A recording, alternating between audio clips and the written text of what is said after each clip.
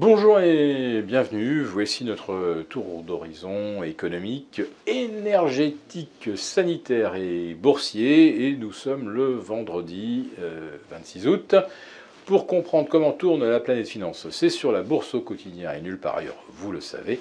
Et l'épisode du jour s'intitulera Jackson Hole, le plus grand pile ou face de l'année 2022.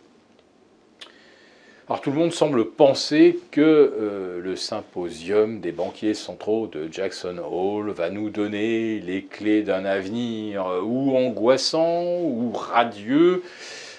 Radieux en tout cas, c'est certainement ce qu'anticipaient ceux qui ont fait remonter le Nasdaq de 22% depuis le 17 juin dernier, le S&P de 15%. Et notre CAC 40 de plus de 12%. Un avenir angoissant, c'est celui que nous décrit le président de la République. C'est pas nous qui faisons de l'alarmisme, non. Nous allons devoir payer le prix de la liberté. Il faut s'habituer à la fin de l'abondance. Aller expliquer ça à des étudiants qui faisaient 2-3 heures de queue pour avoir un repas gratuit avant la fin de l'année universitaire il y a 2-3 mois de cela. Aller expliquer que les gilets jaunes connaissent l'abondance depuis des décennies. Bon, alors, il est vrai qu'il est aussi question d'abondance de liquidité. Et là, on nous annonce que c'est la fin de la fête de l'argent magique, de l'argent gratuit pour la fin de l'année. Donc, manifestement, quoi que nous annoncent les banquiers centraux, le principe de réalité nous oblige à avoir une vision plutôt prudente de la conjoncture boursière. Et quand nous disons prudente, vous avez compris que c'est un doux euphémisme. Nous pensons que le rebond de cet été est une des plus grandes aberrations boursières du XXIe siècle, voire peut-être même des 50 dernières années, et que le retour de bâton sera probablement extrêmement violent. Alors, est-ce que Jérôme Powell peut prendre le risque d'être celui qui met le feu aux poudres d'une grande consolidation en jouant au croque-mitaine, en annonçant une lutte sans merci à l'encontre de l'inflation? Franchement, j'ai pas l'impression.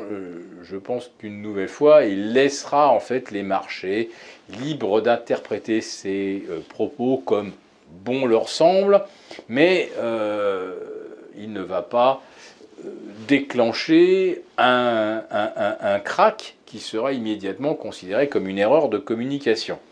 Alors ce ne sera évidemment pas la première ni la dernière. Les erreurs de communication, il les a multipliées depuis le printemps 2021 quand l'inflation a commencé à grimper et que cette inflation a été niée. On nous a balancé des narratifs de hausse des prix transitoires, etc. Donc la Fed s'est trompée et encore trompée. Maintenant, est-ce qu'elle peut encore nous tromper ? Je pense que Jérôme Powell va laisser les marchés corriger par eux-mêmes et peut-être suite à on va dire des inputs qui ne seront pas de son fait. Alors parmi les inputs auxquels on pense directement, eh bien aujourd'hui, vous voyez le prix du mégawatt-heure qui franchit la barre des 1000 euros. Je rappelle que l'été dernier, le mégawatt se négociait en moyenne à 55 euros et 33 un an auparavant, c'est-à-dire au mois d'août 2020. Bon, à l'époque, l'activité économique reprenait après les confinements, donc on n'était pas encore en vitesse de croisière. L'été dernier, on l'était, et le mégawatt était à 55. 1000 euros aujourd'hui, c'est simple. C'est multiplié par 20. Et où est-ce que ça s'arrête ? Bon, ne vous posez pas trop la question. Même au-delà de 200 euros le mégawatt, il n'y a plus grand-chose, il n'y a plus grand monde pour en acheter.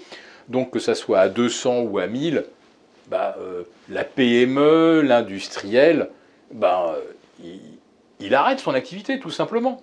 Hein. Vous ne pouvez pas avoir une énergie qui vous coûte 3 fois le prix de la matière première que vous traitez, par exemple. Voilà.